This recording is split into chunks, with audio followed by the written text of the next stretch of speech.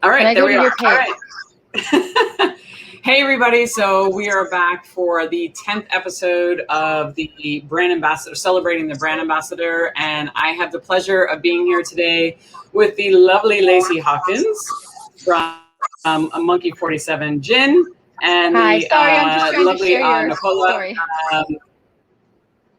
Olianas, and each of them are going to try to figure out how to share the story. And then once you share it, just lower down your volume on whatever it is. So while we figure out technical, because it's never easy, everything we do on Facebook Live, we're going to start going. So while you're, all right, LACY's on.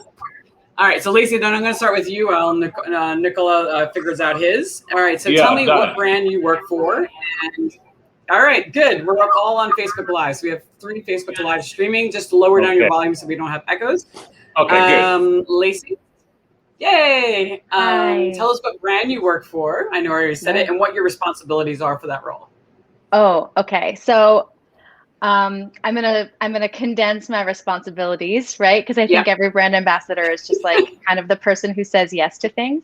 But my name is LACY HAWKINS, and I work as the national brand ambassador for Monkey 47 Gin in the United States.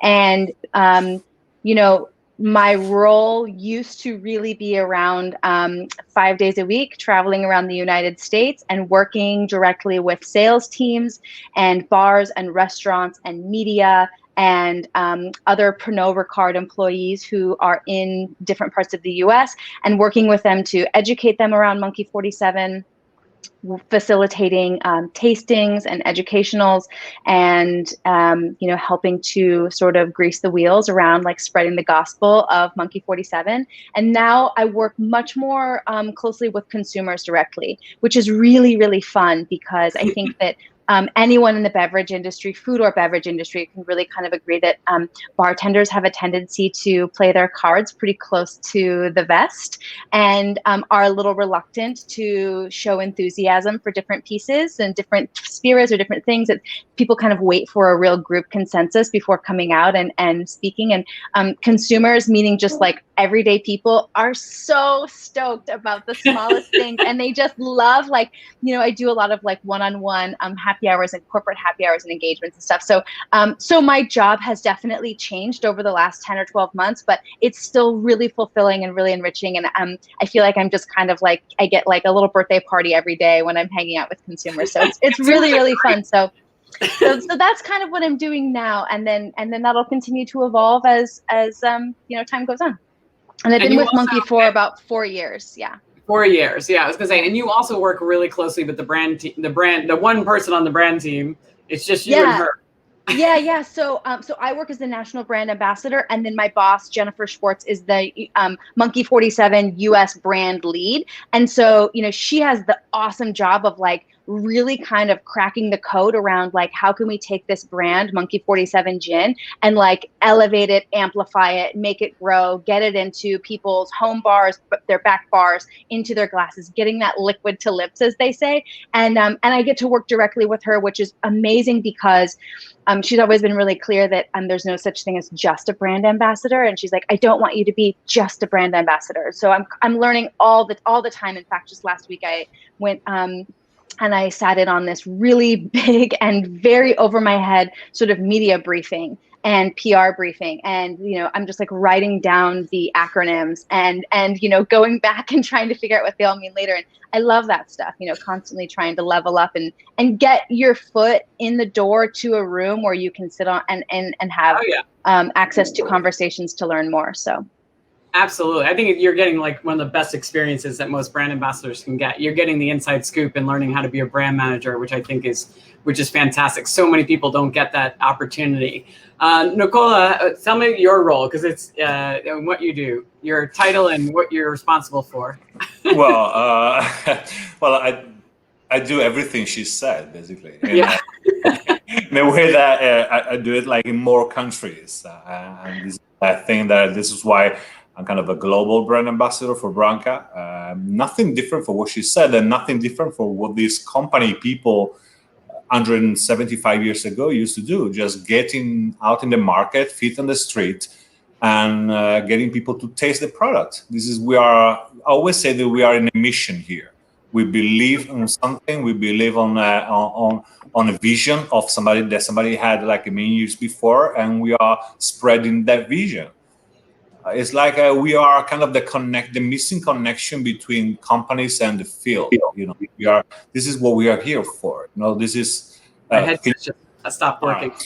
Yeah, well, I mean, we are like the connection. You know, there is a lot of heritage, a lot of information within like a company. And we are here to spread those information, to make those information available. You know, the product is available, but also information, also the heritage are available. And also there are so many information in the field that the company cannot reach. So we are there to bring back those information to the company. So the fact that she says correct, you know, you're learning every aspect of this job, starting from sales to marketing and trade marketing. But also you are the voice of a company, so you have to know how to do PR and what to say in the right time, in the right way. I believe that she's also in charge, as I am, to developing drinking strategies for each or each area, and we are in charge for developing the storytelling about every product. It is very important, you know, because we are collecting so many information, collecting so many new ways of talking about our product, that we're helping the marketing department to create a better storytelling. And because time are changing, you always have to perceive the product from a different point of view, and adapting that to the market or the time you're doing. As she said, now we are working very much with the consumer, that I love very much, because consumers are amazed by storytelling. Consumers are amazed by simple things. In the industry, people, they're requesting more information. So the job we are doing now with the industry people is totally different. We are going to more depth into production, into herb and spices.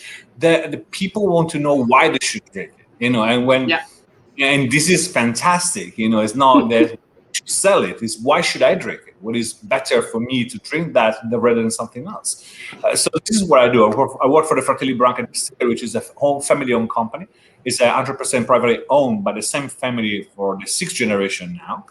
Can you tell us what brands are in there? So obviously it's Fernet. Well, yeah, we started with Fernet Branca. This is where the company was based on Fernet Branca. Then in this is 1845. In 1888, we create our first brandy. It was the first brandy, the Stravecchio brandy. It was the first. The time was called the Cognac. Of course, for the original Appellations Françaises, you have to change the name from cognac to brandy back again. And it was the first Italian brandy to cross the border of Italy and be shipped in in the US and commercialized abroad. Around 1920, we had more than 120 different products in our portfolio. We were making everything. We have bottled in our museum in Italy also of rum. We were making rum. We were making everything. I was going to say, Lacey, if you ever have an opportunity to go see, that's where I met Nicola. I was in Milan last year. And he took us on a tour, and it was incredible. It was like, this is where Capana is made, you know. It was such an opportunity to have you all there. I was there by a chance. It wasn't my event, but you know, you're part of the industry, so they invite you everywhere, and they're friends. So there was a Campari event, and I was there. I said, you join in, you come on. So I had the chance to meet her. I said, tomorrow, you know, you can come to the museum. Mi casa su casa. Love that. Yeah, go ahead. So you have. I don't want to go through the whole 120. It's like, well, being the distillery, so you actually have the capability, the knowledge, and the know-how to make basically everything you want to. So at some point, of course, the market generates you like to create something that was really needed. So we cut down to very few products. And nowadays, what we make is Fernet Branca and Branca Menta. We make our brandy, and we make also an extra old version of our brandy, with the whole range of vermouth, starting from like Carpa Antica Formula, the Classico, the Punta Mess, the Bianco, the Dry. We do a coffee liqueur, also like a Caffè Borghetti. Which is really good. Which is beautiful. We do Sambuca, we do like a Grappa, we have like a Grappa Candolini, a leading market of the Grappa in Italy. We do whiskey, match whiskey, we do wine, we do oil, we do Vin Santo. Wow. And you represent all of that. I'm representing the Branca Distillery has a philosophy, and of course I have the know-how of talking about all these brands, because I know all the story of these brands. I know how they come across with the company. Some of those brands were created by Branca, some others were acquired by Branca back in the day. So I'm dealing with those brands. But my role is to talk about, like, I'm representing Fratelli Branca Distillery. And first of all, for me, it's always to talk about Fernet Branca. For me, the main thing is always Fernet Branca. In a way that, as you know, the States are crazy for it. Yeah, everybody's. And I always have a confession. I am not a Fernet drinker. I know it's terrible to say. Like, whenever I used to go into employees only, they drink so much Fernet there when it was open, and they would always send me these shots. And then eventually they realized they would have Fernet and I would have tequila. Like, that was like the well, rule. yeah, it's fine. But I do appreciate it. Exactly. But Elaine, you just had mentioned that you'd never had Branca Menta and coffee, which, like, Branca Menta and coffee is just like, that is, you know, that is not a bartender's handshake. That's like the very consensual bartender's kiss. You know what I mean? Like, both parties are consenting, and 2 thumbs up, and like Branca Menta and coffee is just a delight. So if you feel like perhaps Fernet is maybe not your jam, give Branca Menta and coffee a whirl, because I think it's fantastic. Yeah, I have some in my bar at home, so I'm gonna go try it tomorrow. Or tonight.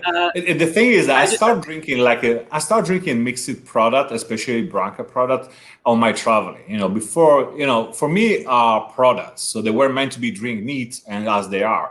Then I start seeing bartenders and people mixing things differently, and I start appreciating it. I mean, I started drinking mixed Branca Menta in New Orleans because the Erin Roses in New Orleans, they do Irish coffee with Branca Menta bottom. So good. And it's fantastic. I've actually had that, and that's really good. I've had that, actually, so I guess I have. That's really good. So fattening, but so good. This is what Nicola, whatever it takes. Now, this is what we do in a way that different areas, different states, but this is our job. And the most important part of the job is bringing back, because we sell twice. We sell to the field, and then we have to sell back to our companies in a way that we are bringing information. We are trying to make them see the things they don't see, because they are behind the desk, behind the computer, and we are merging. We are trying to merge the need of the market with the need of a company in a way that will please both. This is it's a hard job. It is definitely a hard job, and we're going to talk a little bit more about that actually in the next questions. That's all right. Actually, I'm going to skip one of the questions because I think it'd be really important, because you both have moved up in the company. Like, you both started in certain roles, and then you kind of moved from one position into another. And LACY, you definitely, you know, I kind of skipped over a question, but tell me a tiny bit of your backstory right before you got the brand ambassador position, and how you went from being the New York person to the national ambassador, because you have some really good lessons in there of things that you did to kind of help yourself. Well, before working with Monkey 47, I was bartending here in New York. I was working at the Nomad, and I was working at Clover Club. And my career was also really kind of gathering a lot of steam and momentum, and I was in a really great place. But about 6 or 9 months before that point, I had planned on traveling for about 4 months. And so I was in this really hot spot with my career, and then I just kind of like left New York for about 4 months and traveled around a bit, which was delightful and wonderful. I came back to New York and still had a job at Clover Club, because that's a Clover Club for you. They're wonderful. I had left Nomad, and I was looking for a change. I was looking for a challenge, I should say. And so I was ready for something new, and I didn't know what that would be. And my sort of take on any great job that I've been able to get is, for me, it's been like 95% luck and 5% timing. And there's probably, like an additional 1% of just like hopes and prayers. And so but at the same time, okay, I'm going to stop you right there, because it's not luck. You worked in some of the top bars in the world. You won Speed Rack, so you've done everything you're supposed to do to build a name and reputation for yourself. So you're the person people come for. So well done. You're being thankfully humble. it worked. Thankfully it worked. Monkey 47 had just been brought into the United States. Or I should say Monkey 47 had just been invested in by Pernod Ricard. And so Pernod Ricard now had some skin in the game and was looking to see Monkey 47 kind of grow. And in an area like the United States, there's a huge opportunity for growth. And so sorry, it's like you put your phone on like do not disturb and then people call you and it rings. And I'm just like, why would you give me the option to put it on do not disturb if you're going to disturb me? It's the weirdest thing. I'm sorry. Okay. So anyways, Chris Patino, actually, who is an incredible mentor in the food and beverage industry, and at that time had worked for Pernod Ricard, sort of recommended my name. They were looking for someone part-time, and due to a few legal things, in order to hire someone part-time and be a Pernod Ricard employee, you had to work at 3 different bars that also did not carry that product. And so my feedback to the person who Which is the came stupidest thing I've ever heard. It's the weirdest thing. And it's just kind of like, legal, like read some stuff and is like, this is our take on it. This is what you should do. And so the person who would come into the bar to kind of check me out, I guess, or just have a conversation with me was Jennifer Schwartz, who is now my boss and who now is the brand lead, right? Was always the brand lead. And I said, that I get that, but like if you have 3 jobs and a part-time brand ambassador, like 1 to 2 of those things are really going to suffer. And I can guarantee it's going to be that brand because people are just going to skate by. A few months later, the position for full-time Monkey 47 brand ambassador came open in New York City, and I went through a very lengthy hiring process. Took about a month, I now have the position. For anybody listening, like anybody watches later on, if you ever go for a corporate job, because I've heard people come like, Elaine, it's been like 2 months and I still haven't heard anything. Do you think I got the job? And I'm like, oh no, it could take up to 3 months sometimes to get hired at a big corporation. It's so many layers. There's the process like on hiring people like so hard. In our company, so hard. You have to go through like a graphic test. So the last part, honestly, they actually analyze you the way you write, your handwriting, so they can. Cool. Nobody writes by hand anymore. Everyone types. It's so much more efficient. I know. If I were to that's start why. writing, I'd be like, that's why your hidden secrets are. I would be for so Anheuser Busch, they take a giant chunk of hair out of your head and do a hair analysis to see your drug history. It's like literally, I had a bald spot in the back of my head for like 2 months because they analyze your hair. Anyway, so sorry, we digress. So you got the job. You're now the national brand ambassador. At first, I started out as the just New York City brand ambassador, and as that continued, as we continued to see Monkey 47 grow, that kind of became like, okay, maybe a little bit of New Jersey, maybe a little bit of Brooklyn, and like some Long Island in there, and then as that continued to grow, people would reach out to Jennifer Schwartz and say like, hey, we have this really awesome opportunity in Boston or Chicago or DC. And it'd be like, we'll send Lacey, right? Like, yes to everything. Yes to every opportunity, and wanting to make sure that everyone felt like we were hearing their requests and their needs and saying, we got you and we support you and we have your back in terms of what you feel like you can do in your market with Monkey 47. And so, that continued for a while, and I kind of think that I learned that you really have to do the job that you want maybe before you get the job that you want. And so I would say I was probably working as the national brand ambassador for about 8 or 9 months before being able to like acquire that actual title. And by that I mean like get the business cards and then put it in my email signature, there was also like, a different job description that went with it, but it was also kind of like a bit of a title and a bit of clout that went there. And then I've had that position for a couple of years now, but that's a little bit of the kind of trajectory for me in terms of how I was able to become the national brand ambassador. It was A, starting out as just New York City, and B, also always saying like that I wanted more, right? I wanted to do bigger and do more. And, but you also sent recaps to let people know what you were doing, which I thought was smart. Like without being asked, you did something very smart and you sent it to a lot of people. So Monkey 47 is an incredibly small brand. And it's also a small brand within a company that has a lot of moving parts. And I didn't want anybody to ever say, hey, what's going on with Monkey 47? Or, hey, what's Lacey doing? And so I can't remember if it was every week or every month, but I would send out, and the title was just like, Monkey 47 Gin, big wins in New York City. And it was, did I have failures? Absolutely.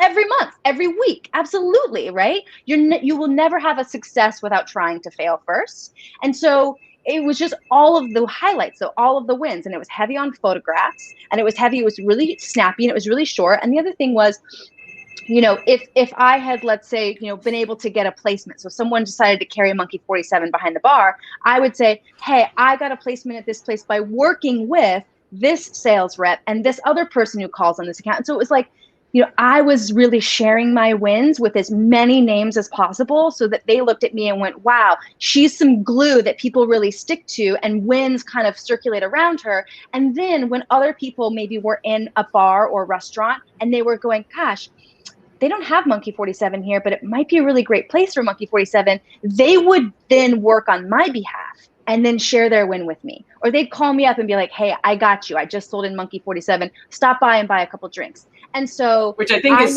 great. I think these are great lessons, by the way, because you are, one of the lessons I took away from that is like being proactive. Nobody asked you to do that. You were CCing all the right people. You did it as a team win. So it was for the brand. Because some people have a really hard time talking about things that they've done because they feel like they're bragging. But I always say to people, if you do it as a win, like the brand had a win, it's not like Lacey had a win. The brand had a big win. It was for everyone. Yeah. It was like, hey guys, look what you all did. Yeah. People were you were helping other people be successful. So they wanted you to be successful, which I think is really, really important. I think it was also optics too. So like, you know, half of the people who were CC'd on that email, they don't look at Monkey 47 Gin data every week or every month, or maybe even every year, you know, but these are people who I want it to be top of mind, Monkey 47. And if they're in a meeting or if they're at a bar, I want them to be like thinking about this product and how great it is and how easy it is to make it grow and win. And I want just to sort of frame that narrative around like, this is something that's going to be successful in every facet. So. No, I think it's important because in a big company like Pernod, little brands can get really lost. So making it seem like the cool brand and letting them know it's growing, it'll give a perception that it is becoming bigger than they even imagine it ever could be, which means eventually you get more budgets, which is great. So Nicola, you transitioned, you started off the company in one role and then you kind of moved your way to where you are now. So tell us a little bit about that. I want to say that, you know, what Lacey says is really correct. I mean, I couldn't agree more. The fact that you do the job you want to do really before you actually get a job. Mm-hmm. You know, it's just like taking your heart after the obstacle, you know, before even jumping. And it's a great thing. I think the strategy she talked about is a strategy that everybody should use, the way that creating a connection. And at some point, receiving a phone call that somebody's been selling the product for you, and they kind of get a reward because you are happy. They are doing it for you. People do it for you. Besides the fact they do it for the brand, of course, they respect the brand, they like the product, and they make profit, but they're doing it for you. And this means they believe in you. You know, this is really like the great achievement that anybody can, in our job, I believe in any job, you know, you do. Every job you do, you're an ambassador if you want to do it proper. In a way that I remember when I was working as a bartender in this Bournemouth bar in UK back in 1989, I was so much into this bar that I was wearing the T-shirt with the logo of the bar everywhere I go, in the gym, in the club, on the beach, and everybody will start saying hello to you. They come by to the bar. And, you know, if the bar grows, you benefit on that. If the bar is doing well, you benefit on that. And you know what? It's good when people identify you also with the brand. Now people say Monkey 47, they say Lacey. You know, this see like that. Fingers crossed. But you know, this is eventually it's gonna happen. You know, it's a nice achievement when somebody says Branca says Nicola. You know, they see you, they see the brand. You know, your name, you're the reference. This means you've done the job properly. You know, I'm gonna stop you 1 second. It is so much. You guys have cooler brands. When everybody knew me, even though I represented the entire portfolio, everybody just knew me from Ciroc. So they were like, "Oh, it's Elaine, it's Ciroc," which is not cool in the cocktail industry. In the consumer world, it was very cool. They're like, "You hang out with Diddy?" I'm like, "Yes," and they're like, Whoa. I bet you did go to some pretty cool parties, though. Yes, I bet I you bet you did. did see some really cool ice luges, though. Great, Oh, great yeah. MP, Some of the ice luges, great, but like great, not great the depth MP to of it. invest. Talking about Ciroc, not so much. Nicola, if I can just comment on what you had to say, I think that's so on point, where what you're describing is a good brand ambassador, where when someone thinks about the brand, they immediately think about that person, or if someone thinks about the person, they immediately think about the brand. And I actually think that that can be a real trap, like a thirst trap for people within the beverage industry who are looking to make a transition into brand ambassadorship, where they think like, oh, I'll be so cool, or oh, I'll have all this clout, or I'll have the expense card, right? And it's like, you do know there's a report that goes along with that every month, right? Yes. And so what I have learned is that a really good fit with a brand is where not only are you elevating that brand, right? You're elevating the knowledge and the vibes and the enthusiasm around that brand, but that brand also elevates you as well. And if those two things don't fit, then it's not a good fit for you as a brand ambassador, because Elaine had a great point. You're like, you're in this really great spot in your career, but it's like, yes, and I then transfer that on to something else. But if that something else did not also have something really great to give back to me, it would have been a complete loss, So I think that as people continue to really sort of peel off and go into the brand ambassador, or let's just say the corporate side of the food and beverage industry, where there are opportunities for healthcare and maternity leave or paid family leave or a livable wage, right? These things that in America, from Italy, all that stuff is normal. Like, oh my God, whoa. Yeah. So as we see that sort of transition for beverage professionals into that field, I just really want to just have my 2 cents to say, like, if you're given an opportunity to work on a brand and they're like, you're so great, you're going to be so great for this brand, they're really building you up, you need to vet that brand. You need to vet it backwards and forwards, especially as, you have, just like Elaine, you said, and Nicola, 2-3 months of a job hiring process. What do you think they're doing? They're taking your hair samples and your signature samples, but how have you vetted that brand? Do you know what's in the juice? Do you know what the plan is? Do you know who's drinking it? So that's just a thought that I had as I heard you talking about. Yeah, no, you're totally correct. And also, like, the fact that you have to grow with the brand. In a way that I've been doing this job for 10 years. And the way I walk into a bar today is totally different than the way that I used to walk in a bar like 10 years ago. And the words that I say are different. And the way I'm humble is totally different from what I was 10 years ago. And because I'm growing with the brand, and the brand is putting more responsibility on top of me, so I feel more rewarded by the brand, and vice versa. So this is like it's an ongoing process, because one of the things we don't have to forget to do it is always question ourselves on what are we doing, how can I support more the brand, what is the brand representing for me, am I growing with the brand, am I leaving something behind on my process of going to brand. This is something that, talking to yourself is the best way to do it. Analyzing what this job means to you and what the job means to, and what they think about you all the time. So this is really like we have so much time on our own, even if the people don't think about it, but we travel a lot in time in airport, alone in the hotel room. Those are the times that I spend the most of analyzing why I'm doing this job. What makes me waking up at 8 o'clock in the morning, doing 2 meetings, do 3 trainings, do lunch with a customer, do another training to salespeople on the distributor from 2 to 6, then go for a dinner with the customers, and then go bar hopping up to 3 o'clock in the morning, waking up at 6, taking a plane and fly to Denver. This is what makes me do that for 196 days out of the 236 working day in a year. It's the fact that I'm always focused on what I'm doing. I know all the time what I have to do. I know all the time what it means to me. And I'm sure that I know all the time what I mean for the company. What is my contribution for the company being unique. But I think also you can continue to do that 183 days because that company is giving back something to you, right? Oh, yeah, So while you're continuing to invest and really become synonymous with Fratelli, you know, they're also investing in you. They're giving back to you. And that keeps you strong. It keeps you fueled, you know, and that keeps you going. I think that that's a really beautiful working relationship, right? I think a lot of times we talk about bars as being like our family, and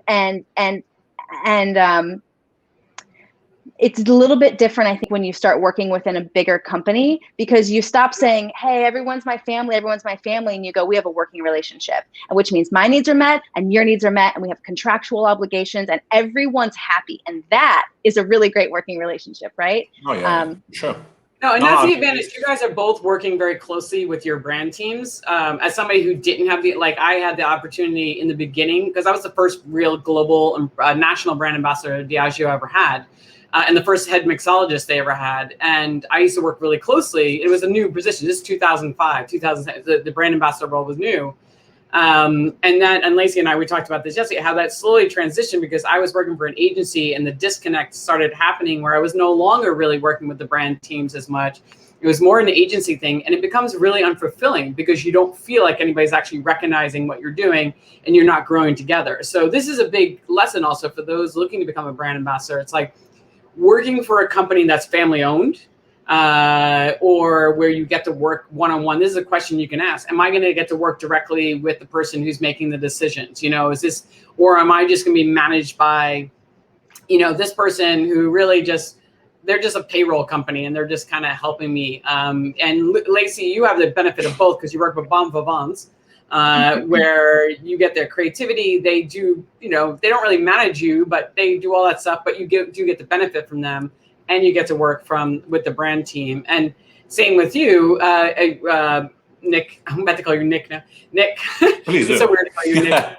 You know, working directly with the family, because you recognize, and I'm going to go back to something, because they recognize you were giving the tours at the distillery itself at one point. Yeah, this is the way I started. And that's how they found, like, that's how your role transitions. Like, you did a few roles.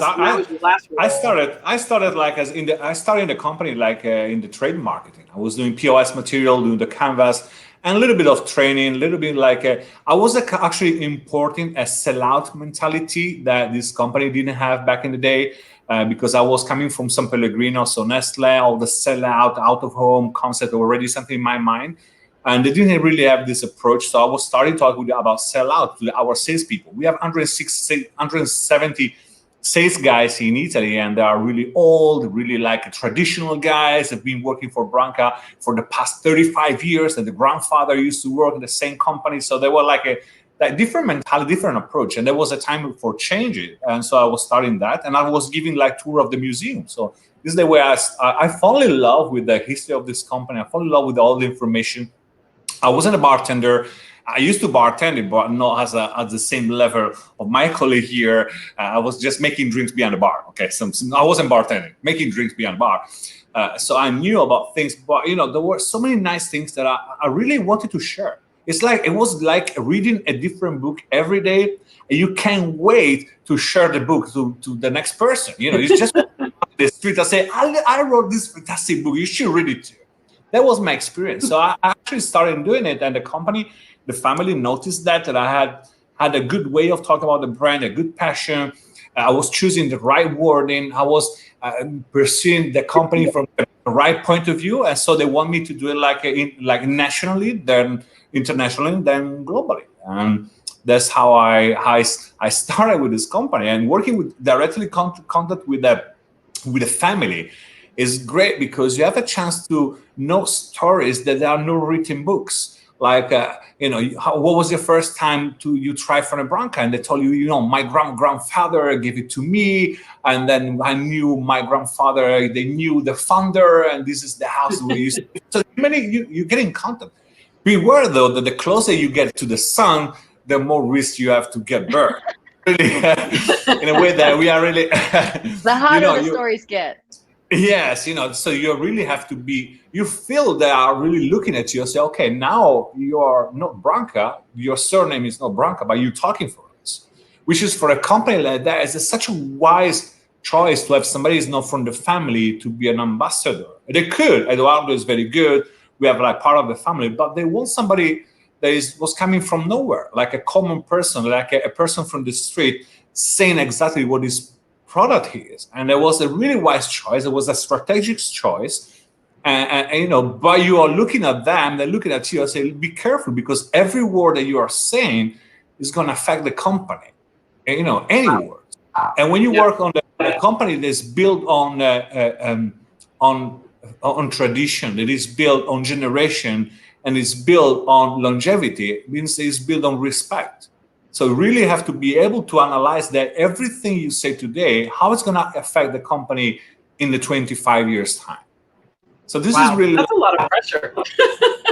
It is. That's why it is. That's why I'll say it's not an easy job. I'm in direct contact with the family, and you can be gone in a second. And it would be fine. It would be like right, because you have a big responsibility, but you are the voice of the family. Well, actually, Nicola, I have a question for you. And Please Elaine, mute me if I'm just like going off path here. But so that is such a great point about how you can be, muted instantly. You can be taken off the brand instantly. At any point, someone can say, okay, we're done. We just went through and are still going through a time when people lost their jobs and people have not been able to go back to work. So at what point in working for a brand where they're investing in you, you're investing in them, maybe there's a really cohesive working relationship, and you're starting to feel like family, you're starting to feel like you have ownership over this product in some way, at what point do you say, hey, I need points in this company, I need shares in this company, I can't be someone who, let's say I give 10 years of my life and I am the global face of X, Y, or Z, I need to see some sort of job security, because who's to say they don't just get like a new CEO and everything changes and there's some big reorg, right? The dirty word reorg. So what is your advice around like job security? Well, I'm unique. Yeah. Honestly, this is the thing. I mean, I'm going to tell my bosses that. But this is what we have to do. We have to be working on ourselves to be. I'm not saying I'm replaceable. Okay, I can be replaced anytime, but they won't have the same person. I'm unique. Is a unique brand. I have to be unique. The things that I say about this brand is only me can be. It's only one that can say that, because it's my personal understanding. It's my personal live on how I live the brand, how I live the liquid. Everything else is on Google. Everything is on Wikipedia. Everything is on marketing presentation. But the rest, the passion, the feeling, the emotion are mine. Nobody can take them from me. So I'm working on do not lose that every day of my job. And then when they look at me, I'll say, yeah, I still want this person to do the job he's doing. I'll give a different perspective. I think that's a good perspective. It is hard. I mean, as somebody who's worked for 2 large companies, it is, sometimes it's really hard to replace somebody. Like, they would not have, if I didn't leave Diageo, I don't think I could have stayed there for a very long time, because I made myself invaluable in many ways, where I could work on 7 or 8 brands. I could be anywhere.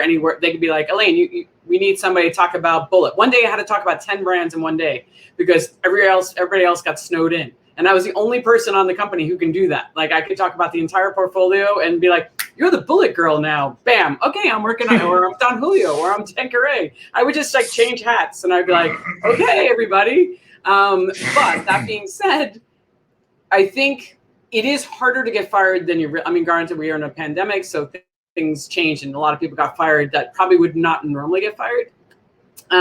Working for a large company like Pernod, is it something you can ask for, like shares in a company?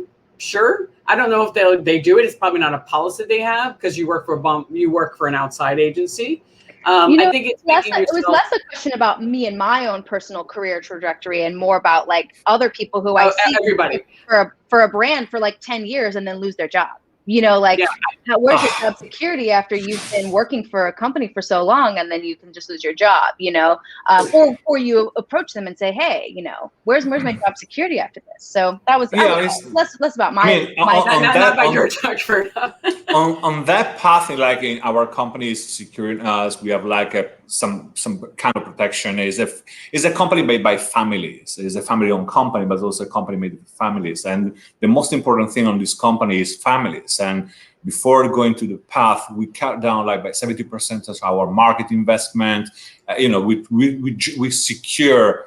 Like we secure people. The other thing is that it never happened. You know, what do I get after 10 years? I get the fact that I'm the person I'm today. Thanks to them also. Thanks to the fact that I've been traveling to everywhere part of the world. I've seen more countries in a month than people in their entire life. I've learned so much. Nobody's going to take my professionality, my contribution to any other company I could give. If the things happen, okay, well, this is what they did for me. They make me grow so much. They make me improve professionally and as a person, because I met other people, have connection, have people.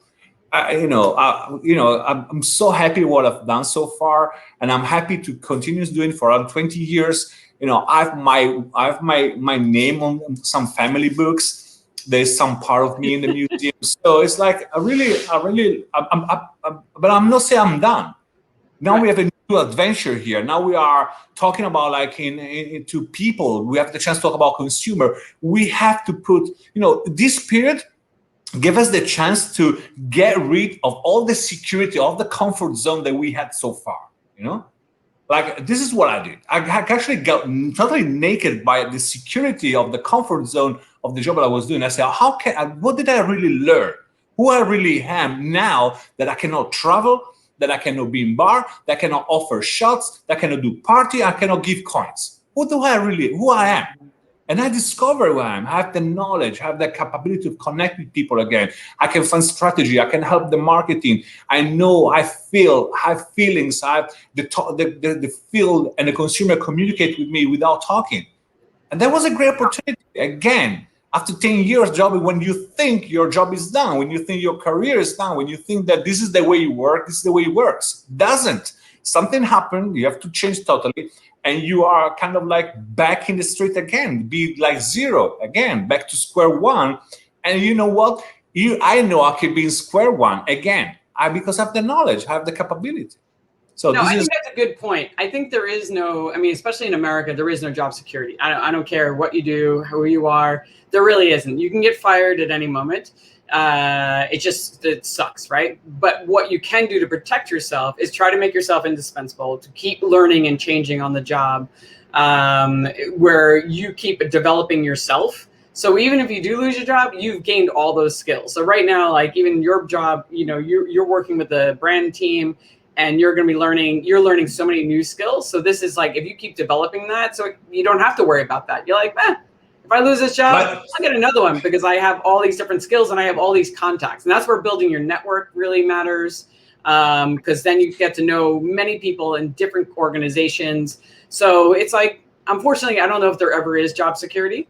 But I think if you build your skill sets, make yourself a little more indispensable because you become so good at your job that it's hard for them to think of replacing you because not everybody can do what you do. I think that helps keep you where you are. But I'm going to go to, I hope that Lacey. By the way, Lacey. Yeah. By the way, Lacey, we know you. We've been not serving you, so don't worry. Great. All right, so let's go on to the next question. But that was a really good question, Lacey. And unfortunately, I don't know if there is a really succinct answer, as we both demonstrated. All right, so I'm going to go, because we've already been on for a while, we're going to talk about some of the things I think are really important. So hitting targets. Lacey, you mentioned something that really was interesting yesterday about because you work so directly with the brand team and you do have KPIs, key performance indicators, for those of you who don't know industry talk, right? But you said, sometimes you can't hit them. So what is the conversation that you're having? Because this is a stressor for a lot of brand ambassadors. Sometimes you can't. So tell us how you handle that when it's not going to happen. Couple things. First of all, for me, and I don't know if this was a unique position, but I was in a position where my KPIs, right, which I remember asking Chris Patino, what's a KPI? And he says, it's a key performance indicator. So, okay, well, what's that? And he goes, it's how they know you're doing your job. And I was like, okay, so not only do I have to do my job, but then I have to like track these other things so that they also know I'm doing a job. He's like, yeah, okay. So I was in a really lucky position where, and I don't know if this is normal, where I actually got to create my KPIs with someone else. So it wasn't just numbers plucked from thin air where people were like, hey, we want this, so do that for us, right? I got to create that with the Monkey 47 brand lead. And for me, I don't, and again, this is just for me, and again, like I was working on still am a very small brand, that there's nothing wrong with not meeting your KPIs. There's nothing wrong with saying, hey, you asked for 200 menu placements and I only got 100, right? And here's why. Because if you can come back to the table with data, with information, with intel, with research around what you learned from not meeting that key performance indicator. So for me, and again, these numbers are all just like arbitrary. So like 100, 200, it's like, that would be really fun if I got to get like 100 menu placements. But so for me, I went to, in New York City when I was just working in New York City and working on getting Monkey 47 on back bars. And say that again? No, I was saying so true, Adrian. She just made a point. It's hard to start from square one. Yeah, that's a great point. Sorry, go ahead. So I'm working in, it's not really important, but I'm working in New York City and let's say I'm starting to get menu placements and I didn't meet my KPI of getting a certain number of menu placements. And the research that I came back with was, okay, here's what I'm finding out. Nobody says they don't like Monkey 47. Okay, that's great. Nobody says they don't want to carry it. Okay, that's also great. Nobody says they don't want to put it on their menu. Okay, that's so great. But everyone says that they feel really guilty when they have to charge like $35 for a gin tonic. Little other piece, it doesn't stop consumers from buying it, but they have to know about Monkey 47 first and know that it's so good and know why it's expensive. So the research that I came back with was what would really kind of like move this along a little bit more is if we came out with a bigger bottle of Monkey 47 and we're able to massage the price a little bit. And so that was what bartenders and restaurant owners and bar owners were overwhelmingly telling me. I mean, I had a bar in New York City say, I want to put Monkey 47 on the menu. I have the perfect cocktail for it, but because the bottles are so small and we're such a high volume establishment in such a small space, two things. One, I don't have the space to store that many bottles, and two, it will slow us down having to open so many in the middle of the night or during service. So so not meeting that KPI of having enough menu placements was really great because then I was able to take back to the global team a reason for why I felt like we needed to have a bigger bottle in the United States. I mean, the priorities of the United States are a little bit more around speed, cost, and efficiency, whereas the 500 milliliter bottle in Europe and Asia is perfect. It's great. So so that was an example for me of like not meeting your KPI doesn't mean that you did a bad job. It just means that you need to find out why it wasn't able to be met and sort of counter that with what you can do to maybe see that met in the future. No, and I think the thing I took away from that is that you didn't just complain. You weren't just like, I just didn't do it, right? I just couldn't do it. You came to them with very succinct, reasons like, this is what I found out. This is the feedback I'm getting from consumers, from bartenders, and here's my solution. This is what I think we should be doing, and this is why. And if we do that, we're going to have better results. And getting it changed to a 1 liter bottle over the very small bottle, which is not an easy thing for a brand to do, right? But it's like they have to plan. It probably couldn't happen for another year or two. But it took a year of planning and development before it was finally released. So it finally got launched in like January of 2 years ago, and it was a 1 liter bottle. And I mean, talk about opening up the floodgates in terms of distribution and menu placements and things like that. So in a really backwards kind of way, I did meet that KPI. It just took me another and a totally backwards way to get there, but I made it eventually. So, and I think, and we'll wait. I know Nicola. I'm just going to call him Nick because I keep calling him Nicola, which is my girlfriend's name, Nicola. He got kicked off again, but yeah, I think.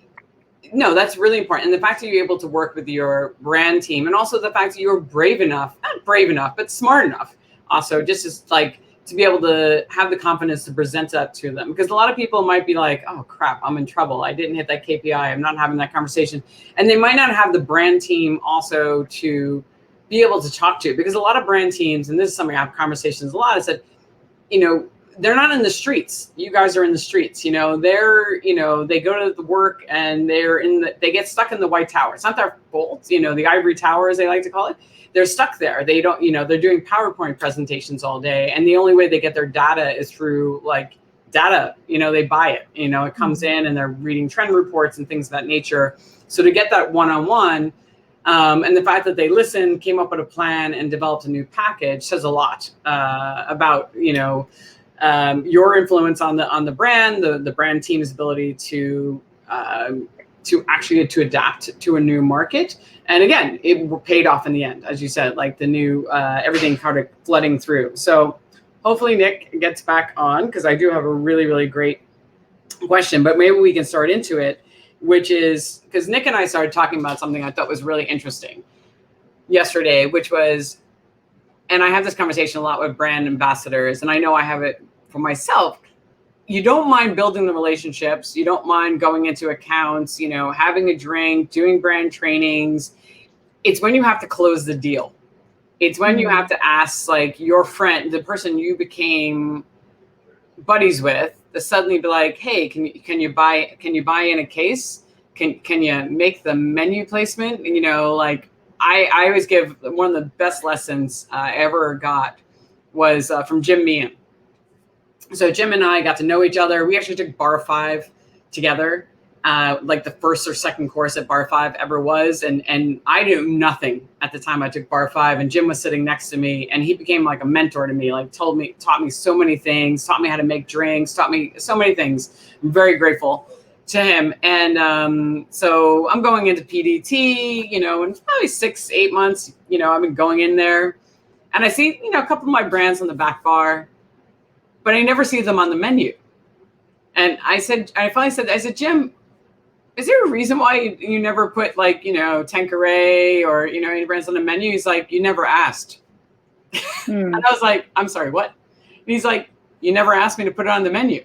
I was like, so you weren't gonna? He's like, well, if you asked, I'll totally put it on the menu. I love, no problem. He's like, other people asked, so I put their brand on the menu, and it was like such a revelation. I was like, wow, like so simple. He's like, and I realized you just need to ask the question sometime. You just need to be like, hey, can you take it in? Like, I know you like the brand. Is there any reason why you're not taking the product in? Like, yeah. Price point, like, and getting that feedback. But it is that awkward conversation, because suddenly the buddy that you become friends with, but they are your buddy and you have become friends with them, but it is business, and you do need to put your business hat on. You're no longer a bartender talking to another bartender. You are a brand ambassador talking to a the beverage director. Well, I think that my experience over the last 4 years has really helped me navigate some of these conversations. So, the first tasting that I did with someone 4 years ago, I mean, my heart was racing, and I did my whole spiel, and I was just like, okay, and so, now you go. Now you tell me all the things I want to hear, and tell me how great it is. And thankfully, the first place I ever met with was the Nomad, and they just watched me sweat the whole time, Leo Robachek and Petra Kolina, and then they were like, well, we're going to bring it in, so relax. And I was just like, and I still couldn't relax. I felt very uncomfortable, but they were really happy to support me because they were my friends, etc.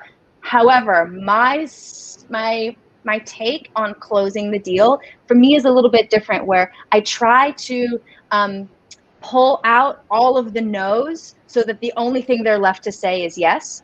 So instead of saying tasting and giving some brand history and talking through and doing, spending whatever time someone has, being respectful of that and spending time with them to share this brand with them, Monkey 47. Instead of being like, so will you take it in? I would say something like, what days do you normally order? So then now I know, okay, when they're going to be ordering again. So they can't say, well, I just placed an order, I'm not going to pick it up. Or I'd say, how many gin cocktails do you usually keep on your menu? 2. Oh, okay. And I'll look at the menu and say, do you think any of these gins might be moving? Do you think you're going to switch it up a little bit? Yeah, I do. Oh, okay, that's interesting. Which ones are you thinking? I'm thinking this one. This one over here sells really well. Why does that sell so well, do you think? So I'm really, at this point, I'm just like getting the DNA of this bar or restaurant. No, which is great. So then I don't say to them, so will you bring it in? I would probably say something like, so can I go ahead and have Joe stick a case of Monkey 47 on your order for next week so that it comes in on the Tuesday when your delivery comes? And I know you said you're going to work through a couple bottles. So I'm going to come back every week and I'm going to have some drinks to help you push through that product so that, when you're ready to change your menu, which happens in 1 month, I can be here to facilitate a Monkey 47 cocktail. I also have the ability to support you with R&D. So I'd be happy to come in and sit at your bar and buy drinks that you're able to test out on yourselves or consumers. And so at that point, they're just like, there's no opportunity to say no, because no one's going to say, no, I don't want you to come in. I don't want you to come in here and spend money on my products. And I'd be like, oh, okay, well then I'll just come in here with my friends and have them spend money on your products, right? So I always try to look for as many ways. I pull out all the no's, I pull out all the information, and then I just kind of like spit back to them everything that they've just said to me with like a little bow on top that says like, your gin will be arriving in a couple of weeks and it's just magically on your bill. So I think that's perfect. That is literally the perfect way. Where did you learn how to do that? Or you just came up with that? Did somebody teach you that or? No, I think I just, it's really demoralizing when someone says no to you, I think. Yes. And because that to me is really cold and it really kind of shuts off a conversation. And even if I'm not able to get a placement for Monkey 47 gin, even if somebody says right out of the gate, no, I don't want it. No, I don't like it. No, I'm not putting it on the menu. I would say, thank you so much. Thank you. You respect my time. You clearly know your program. You clearly know exactly what you want. Thank you so much. I'll come back in 3 months. I'll come back in 6 months, right? So for me, I still don't see that fully as a no. It's still a yes and, right? It's still no, but. And then I'll come in once a week for the next few months and I'll sit at the bar and I won't bring up Monkey 47 and I'll sit there and I'll have a drink or I'll have some food and I'll make friends with people, right? So that if 3 or 6 months from then they say no to everything, they say, but maybe we'll bring in 1 bottle and test it out. And that's all I need. That's all I need because that you just build on top of that. So yeah, those are great lessons. Like pulling out the no's and getting the information that they might say no to, or using it towards your advantage. Like, oh, okay, so you're ordering next week. I'm going to stick it on, and you're not really asking. You're just kind of like telling them this is what's going to happen, and they can say no at any point. But it's kind of just easier for them sometimes to just go along with the flow. Be like, all right, I guess I'm doing that. Also, I find that it's really helpful. To say no.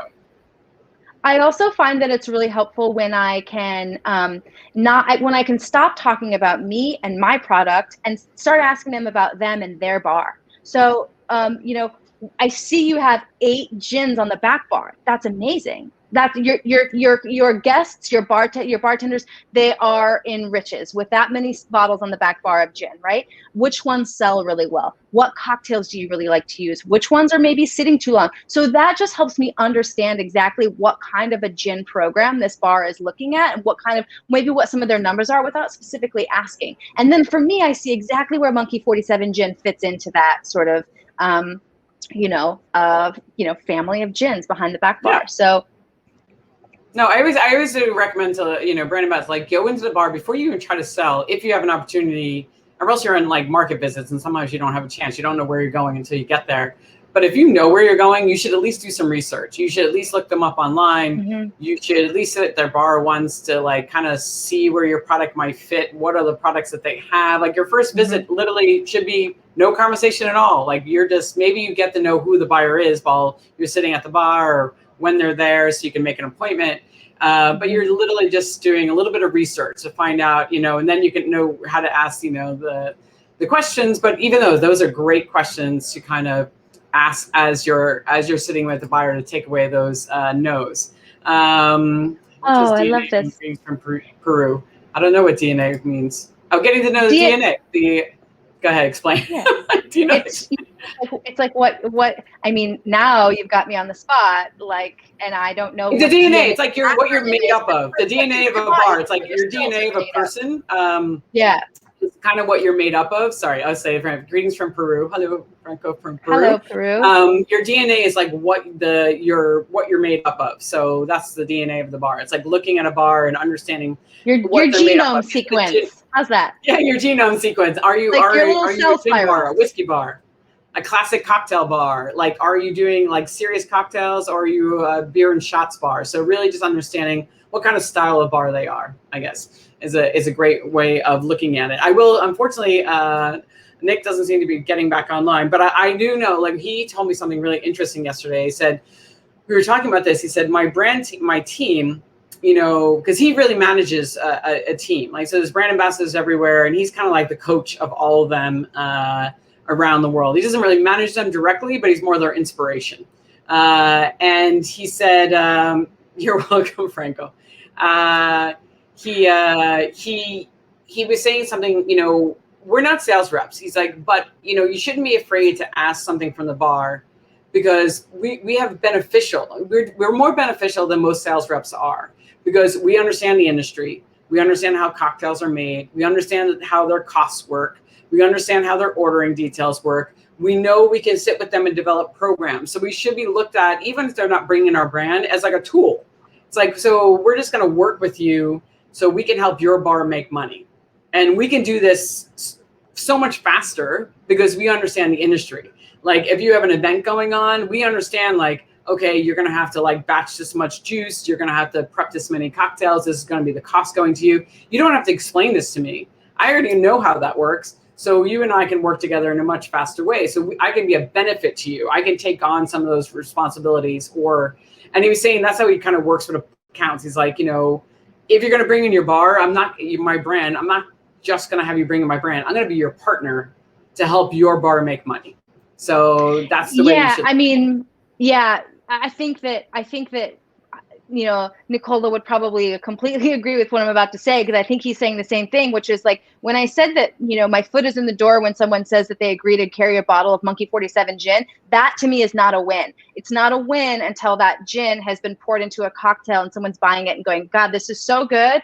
I love this bar. I love this cocktail. I love that bartender. So my goal is not just dumping product in bars or getting menu placements. My goal is to see empty bottles in the recycling bin at the end of the night, right? To be able to see that liquid hitting lips and people having a great time. So, and so I really also try to create those relationships with bars and restaurants so that they don't feel like they are in any way a box that's needing to get ticked, but that's a relationship, right? And so, yeah, that's really hard to do on a national level. It was really rewarding doing that on a local level in New York City, but it's really challenging to do that on a national level, because I'll spend 15 minutes in a bar, and that can be it. So having let's talk about that. Let's talk about that, because you were talking about yesterday, like, you do travel. It is harder, right, to build those relationships, and you are reliant on certain people. So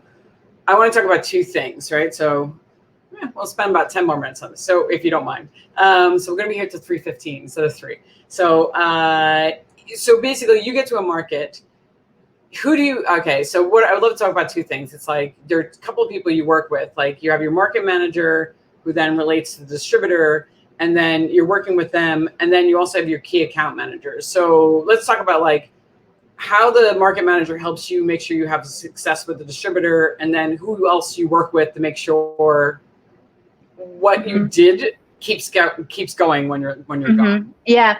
So I'm in a little bit of a unique situation, which I don't know if everyone's is like this, where Monkey 47 is in a brand of spirits within Pernod Ricard called New Brand Ventures. And these are small brands. These are small brands that we're kind of going like, okay, which one's going to be the next breakout star? Which one can we really, how can we build these brands and like see where they take off? And so Monkey 47 is in that portfolio where there's a lot of attention paid, and there's a lot of developing, and there's a lot of you know, effort and work put into these products. And so there are, we call them CAMs, key account managers, stationed all around the US. I think there's probably about 15 of them. And to me, those are soldiers, feet on the ground in those areas. So while I might be able to have the opportunity to work with them and be able to go to some of the bars that they have relationships in, I'll sit there and I'll make a bunch of promises and constantly be looking at them and say, stop me if you can't follow through with any of these. Stop me if this isn't something you want to do. So I a little bit get to come in there and be a dream weaver and be like, this is what I could see for you. And you know who's going to make that happen for you? Lisa. Lisa is going to make that happen for you, and we're going to sign on, and this is going to be so awesome. I'll create an event for you. And I'm doing as much as I can, but Lisa's the one who's going to put bodies in the room, who's going to, you know, make sure that product is delivered and make sure that, you know, a good time is had. So, so I'm really lucky that I get to work with those people. So when I go into a market, first of all, if I get the opportunity to work with a salesperson, I'm extremely grateful, because oftentimes that salesperson is not only selling Monkey 47, right? They have, you know, sometimes 4,000 different products that they are responsible for in any of their accounts, right? And that's mixers and you know, juices and sodas, and also alcohol, and sometimes wine, beer, all kinds of stuff, right? And the fact that they're taking a day out of making what could be major money selling everything to focus exclusively on Monkey 47, I am extremely grateful for that, okay? So, so you know, I try to work with that person in advance to make sure that they know what I would consider to be our ideal accounts. Whereas, like, where do I think we can do the most damage, right? And have the biggest wins and the most success together? And do you have any sort of accounts in your territory that you feel like would fit the bill? And I work with the sales managers who are, you know, oversee the key account managers, and also, you know, support them any way that I can by, hey, you know, I go into a market and I'm there for 3 days. I would say to the sales reps, the key account managers, and the market managers, where do you want me to go? Give me a list of bars or restaurants that you just want me to show up. And I don't have to announce myself. I don't have to make a reservation. You don't have to tell me, but just know that I'm going to need to feed myself while I'm here. And so if there's anywhere that you'd like me to go sit at the bar, and I'll happily enjoy a beverage and also buy drinks for people at the bar if I can, and have dinner. And, you know, I'll drop off my card and, you know, say, thanks, I had a great time. I'll grab a business card on the way out. I'll email the beverage manager or the bartender or the GM, and I'll say, I had such a great time. Jose behind the bar was fantastic. And Gabriella, who was the food runner, was amazing. And I had such a wonderful time. The cocktails were great. Thank you so much. And if they don't have Monkey 47, I'd probably say something like, next time I'm back, I hope I can enjoy Monkey 47 at your bar. Something like that, right? But just kind of always. Key. Sorry, I'm going to cut you off because I think that's key. It's like you didn't meet with anybody in particular, but you did spend time in the bar. Because a lot of times you might just go into a bar, you might have a drink, you might not, but nobody ever knew you were there. So it's like, were you actually there? Like, it didn't really count. So it's making, I think what you're saying is by getting the right person's contact information, you let them know you were there, you were supporting them. As you said, maybe if they didn't have it, you can say, hey, hopefully next time you'll have it and I come in and have a drink. So it literally is making your visit count. And I think that's key, because sometimes people can just be out flandering. They're like going to different counts, whatever. But if nobody knew you were there, it's like, did it really count? It's like you might have cracked open a bottle and that's good, but you at least had to have that conversation with the bartender. And I think by letting the buyer know is what's really important. Yeah. And you also shouted out to all the people in the team, all the people you interacted with. So everyone knows that I'm in there, right? So that then, even though, you know, I'm not a big deal, then the title of national brand ambassador does hold some weight. And so then the salesperson can come back into that account next week and go, did you know that the national brand ambassador for Monkey 47 Gin was in here last week and they had a great time? And people who don't know, who are behind the bar, be like, oh, I didn't, that's amazing, right? So everyone can kind of, use that as leverage in whatever way that they may see fit. So. No, which I think is great. Well, unfortunately, I don't think Nick's going to get back on. So, and he had so many great things to say, though. So I feel like it was like we got it out of him in the beginning. We got all this great content, and then he scooted off. We did. He did have something I wanted him to talk about. One was about the selling, and also his brand. The training he does with new brand ambassadors is quite. And one thing I will say, he does a thing. We were talking about KPIs, and I'll speak for you, Nick. I hope you don't mind. But he had this great thing, which was if his team is down, like they weren't hitting their targets, they have sales targets, like literally like sales targets, because they all work directly for the distributor, but they're part of the Fernet team in a certain way, right? So his job is kind of get them revved up. So he'll have, if they're feeling a little down or they're not hitting their targets, he gets on the phone with them and he's like, why did I hire you? In a good way, like, remember why I hired you, because you're this, you did this, this is what you do, this is the person you are. So he gets them all pumped up and excited about why they work for the company, why they were hired in the first place, why they think that particular person is so amazing, why they think they're great. We hired you because you could do this and you did this and you did this and this is the things you have achieved. And that's his job, to really get them kind of revved back up and let them know that they have faith in them, that they could do that job, which I think every manager should do for everybody. It's letting somebody know that, every once in a while you need that little pep talk. You're doing a really, really great job. And this is why we hired you. Yeah. I mean, because if you're not failing in your job, then you're not taking risks and you're not growing, right? And every failure is not just now you're bad at your job. Every failure is an opportunity to learn something new. And so if you're maybe getting a little too many strikeouts, and for someone to be like, hey, we still value you here, we still think you're amazing, and you really bring something to the team, everybody needs to hear that. Even go home and tell your partner that. Everyone needs to hear that, Everybody does. Everybody needs a little Everybody bit of has value. Yeah. I try to tell this to my 15-year-old daughter, every once in a while, you just tell me, Mom, you're not bad.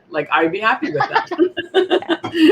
And if you can get that from a 15-year-old, that's a solid win. That's a solid win if you can get that from a puberty-ridden human being. It would make my day if my kid would ever say that to me. All right, so we're going to wrap this up because it's been really amazing. And I'm sorry, Nick, but I wanted to wrap it up with some life lessons. And you said something to me yesterday, which I thought was and this can happen to so many brand ambassadors, is when you start to work you're in a solo, you kind of work in your own space and you're in a silo. So tell me a little bit, you've learned a little bit about that. Yeah. So because on the brand team in the United States, it's myself and then the brand lead, we'll have meetings and she'll just, we'll be spitballing back and forth and talking about ideas. And then she'll be like, go do this, create something, create this thing, right? That doesn't exist and that there's no template for, and that there's no, how to, but create it and then come back. Two things I've learned. One, what you come back with doesn't have to be perfect. So come back with something that has errors, because then you can fine tune and adjust and get better, right? You don't have to have a ready-made product when you come back. And second is, you don't have to take on the burden of creativity alone. So the Bon Vivants are exceptional at I call up Josh Harris and, he's just like, hey, Lacey, what's going on? And I'm like, I got some ideas. I want to run it past. He's like, awesome. I love it. And you just you can spitball all these fun, creative ideas. But, as a management company or, third party sort of marketing organization, they've really got it down pat where they, it's a well-oiled machine. So while they don't manage me in a very tedious, giving sort of a second job to do, which is, tracking everything I do, they know that I'm doing my work and they're doing their work, and together we're combining and creating greatness.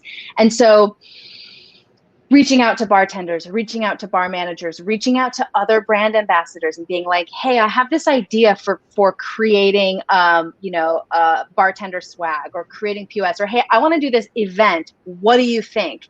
And they'll give you honest answers, or they'll sometimes bite your idea. And that's a huge compliment too, because I'll be like, oh, you want to do that? Okay, you do that. And I'll also do that. And now everyone will be really excited about this thing that we're going to do together. So No, I think that's really important. And also what I have learned is just sometimes by expressing your idea out loud to another person, suddenly it like triggers other things in your brain to start going. It's like, because if I'm just writing it down, it's just like the thought in my head. But once I say it out loud, I have learned, and to another person, suddenly like we can start spitballing ideas back and forth. And it a lot of times inspires you. Like it triggers other thoughts that you weren't even thinking about because you were just like trying to write it down. When you try to write something, sometimes it can really narrow your creativity. Or else you have like a whiteboard where you can just constantly writing down ideas. But I find just sitting in a group and like, or just one other person and just be like, this is what I'm thinking.